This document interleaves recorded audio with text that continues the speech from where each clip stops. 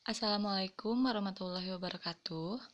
Pada pertemuan kali ini, saya akan melanjutkan materi mengenai tenaga kesehatan. Silakan disimak. Tenaga di bidang kesehatan terdiri dari dua, yaitu tenaga kesehatan dan asisten tenaga kesehatan. Apakah yang dimaksud dengan tenaga kesehatan? Menurut Undang-Undang Nomor 36 Tahun 2014, tenaga kesehatan adalah setiap orang yang mengabdikan diri dalam bidang kesehatan serta memiliki pengetahuan dan keterampilan melalui pendidikan di bidang kesehatan, yang untuk jenis tertentu memerlukan kewenangan untuk melakukan upaya kesehatan. Tenaga kesehatan harus memiliki kualifikasi pendidikan minimal diploma 3, kecuali tenaga medis. Sedangkan untuk asisten tenaga kesehatan, kualifikasi pendidikannya yaitu di bawah diploma 3, minimal pendidikan menengah di bidang kesehatan. Undang-Undang Nomor 36 Tahun 2014 mengharuskan tenaga kesehatan membentuk organisasi profesi untuk meningkatkan dan mengembangkan pengetahuan, keterampilan, martabat, kesejahteraan, dan etika profesi tenaga kesehatan. Setiap jenis tenaga kesehatan hanya dapat membentuk satu organisasi profesi.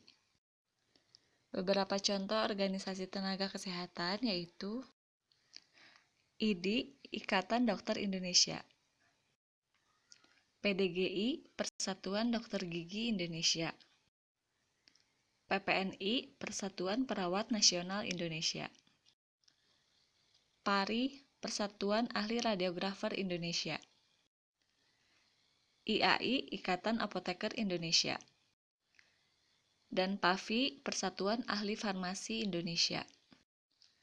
Di dalam organisasi tenaga kesehatan biasanya dibentuk 3 pengurus, yaitu ada pengurus di tingkat nasional, ada pengurus pusat namanya, kemudian ada pengurus daerah untuk tingkat provinsi, dan pengurus cabang untuk tingkat kabupaten atau kota. Sekarang akan dibahas yang pertama mengenai tenaga kesehatan. Tenaga kesehatan dalam melakukan tugasnya berkewajiban untuk mematuhi standar profesi dan menghormati pasien. Ada 11 jenis tenaga kesehatan yang tercantum dalam Undang-Undang Nomor 36 Tahun 2014, yaitu tenaga medis, ada dokter, dokter gigi, dokter spesialis, dokter gigi spesialis. Tenaga psikolog klinis, yaitu psikolog klinis. Tenaga keperawatan, yaitu ada perawat dan perawat gigi. Tenaga kebidanan, yaitu ada bidan. Tenaga kefarmasian, yaitu ada apoteker dan tenaga teknis kefarmasian. Tenaga kesehatan masyarakat, yaitu contohnya ada tenaga epidemiologi kesehatan dan pembimbing kesehatan kerja. Kemudian ada tenaga kesehatan lingkungan, contohnya tenaga sanitasi lingkungan dan mikrobiologi kesehatan. Tenaga gizi, yaitu ada nutrisionis atau ahli nutrisi, dan dietisien, yaitu ahli diet. Tenaga keterapian fisik, yaitu ada fisioterapis, terapi bicara, dan ahli akupuntur. Tenaga keteknisan medis, yaitu contohnya ada pereka medis dan informasi kesehatan, dan juga teknisi pelayanan darah. Tenaga teknis biomedika, yaitu contohnya ada radiografer dan ahli teknologi laboratorium medik. Tenaga kesehatan tradisional, yaitu contohnya ada tenaga kesehatan tradisional ramuan. Selanjutnya kita akan bahas mengenai asisten tenaga kesehatan. Asisten tenaga kesehatan adalah setiap orang yang mengabdikan diri dalam bidang kesehatan serta memiliki pengetahuan dan atau keterampilan melalui pendidikan bidang kesehatan di bawah jenjang diploma 3. Ada beberapa jenis asisten tenaga kesehatan yaitu asisten perawat, asisten tenaga kefarmasian, asisten dental, asisten teknis laboratorium medik, dan asisten teknisi pelayanan darah. Asisten tenaga kesehatan yang telah lulus pendidikan wajib mengikuti uji kompetensi. Jadi, kalian yang sekolah di SMK Farmasi atau yang sekolah di bidang kesehatan, ketika kelas 3 sebelum lulus, kalian akan mengikuti ujian kompetensi. Dalam melaksanakan tugasnya atau pekerjaannya, asisten tenaga kesehatan tidak memerlukan registrasi dan surat izin. Jadi, kalau tenaga kesehatan, dia memerlukan registrasi dan surat izin dalam bekerjanya.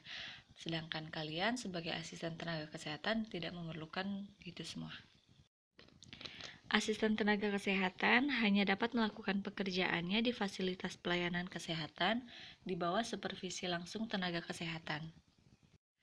Di dalam Peraturan Menteri Kesehatan Nomor 80 Tahun 2016 tentang Asisten Tenaga Kesehatan, seorang tenaga kesehatan dapat melakukan penyuluhan perilaku hidup bersih dan sehat.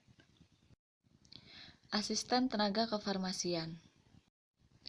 Selain melakukan pekerjaan di fasilitas pelayanan kesehatan, asisten tenaga kefarmasian dapat menjalankan pekerjaannya pada fasilitas produksi atau distribusi farmasi, perbekalan kesehatan, dan alat kesehatan di bawah supervisi tenaga teknis kefarmasian dan apoteker. Pekerjaan asisten tenaga kefarmasian yang diberikan diantaranya mengerjakan pekerjaan administrasi dan peran pelayanan pelanggan.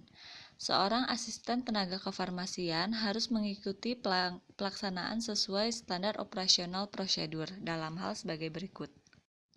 Yang pertama, melakukan pencatatan tentang pembelian dan penyimpanan obat serta melakukan pendataan persediaan obat. Yang kedua, menerima pembayaran resep, stok harga, penandaan item untuk penjualan, pencatatan, dan klaim asuransi. Yang ketiga, melakukan pelayanan perbekalan kesehatan rumah tangga. Yang keempat, melakukan pengarsipan resep sesuai data dan ketentuan berlaku. Yang kelima, melakukan pemeriksaan kesesuaian pesanan sediaan farmasi dan perbekalan kesehatan. Dan yang keenam, melakukan pendistribusian sediaan farmasi dan perbekalan kesehatan untuk keperluan floor stock. Pekerjaan kefarmasian. Berdasarkan Peraturan Pemerintah Nomor 51 Tahun 2009, yang dimaksud dengan pekerjaan kefarmasian adalah perbuatan termasuk pengendalian mutu sediaan farmasi, pengamanan, pengadaan, penyimpanan dan pendistribusian atau penyaluran obat, pengelolaan obat, pelayanan obat atas resep dokter, pelayanan informasi obat, serta pengembangan obat, bahan obat, dan obat tradisional. Apa itu yang dimaksud dengan pelayanan kefarmasian? Pelayanan kefarmasian adalah suatu pelayanan langsung dan bertanggung jawab kepada pasien yang berkaitan dengan sediaan farmasi, dengan maksud mencapai hasil yang pasti untuk meningkatkan mutu kehidupan pasien. Dalam Peraturan Pemerintah Nomor 51 Tahun 2009, ada 4 pelaksanaan pekerjaan kefarmasian. Yang pertama, pekerjaan kefarmasian dalam pengadaan sediaan farmasi. Pengadaan sediaan farmasi harus dapat menjamin keamanan, mutu, manfaat, dan khasiat sediaan farmasi pada fasilitas produksi, fasilitas distribusi, atau penyaluran dan fasilitas pelayanan sediaan farmasi oleh tenaga kefarmasian. 2. Pekerjaan kefarmasian dalam produksi sediaan farmasi. Pekerjaan kefarmasian dalam produksi sediaan farmasi harus memiliki apoteker penanggung jawab dan dapat dibantu oleh apoteker pendamping atau tenaga teknis kefarmasian. 3. Pekerjaan kefarmasian dalam distribusi atau penyaluran sediaan farmasi.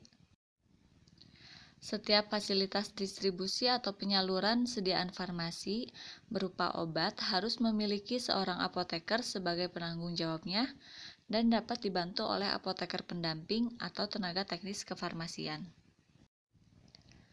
Dan 4. Pekerjaan kefarmasian dalam pelayanan sediaan farmasi.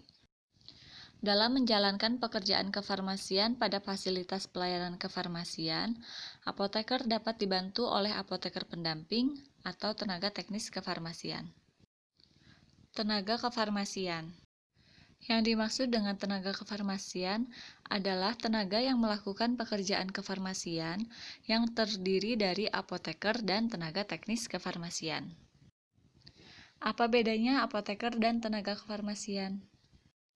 Kalau apoteker yaitu seorang sarjana farmasi yang telah lulus sebagai apoteker. Jadi dia udah kuliah S1 farmasi ditambah ngambil kuliah profesi apoteker dan telah mengucapkan sumpah jabatan apoteker.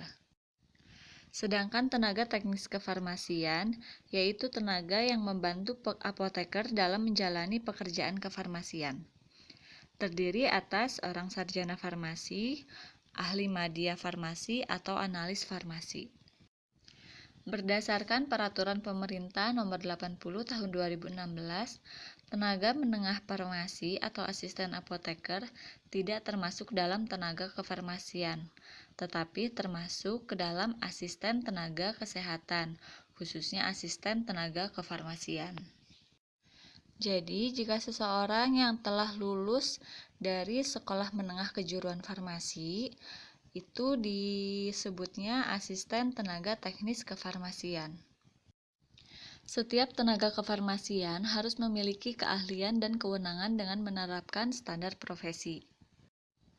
Setiap tenaga kefarmasian yang menjalankan pekerjaan kefarmasian wajib memiliki surat tanda registrasi yang berupa STRA atau Surat Tanda Registrasi Apoteker untuk seorang apoteker dan STRTTK yaitu Surat Tanda Registrasi Tenaga Teknis Kefarmasian untuk seorang tenaga teknis kefarmasian. Sedangkan untuk menjalankan praktik di bidang pelayanan kesehatan, setiap tenaga kefarmasian wajib memiliki surat izin sesuai tempat kerjanya. Surat izin tersebut dapat berupa SIPA, yaitu Surat Izin Praktik Apoteker untuk seorang apoteker, atau SIP-TTK, Surat Izin Praktik Tenaga Teknis Kefarmasian untuk seorang tenaga teknis kefarmasian.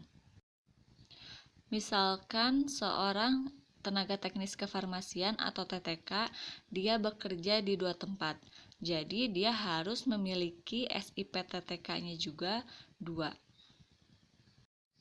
Sekian dulu materi mengenai tenaga kesehatan. Minggu depan masih akan dilanjutkan mengenai materi ini. Terima kasih. Wassalamualaikum warahmatullahi wabarakatuh.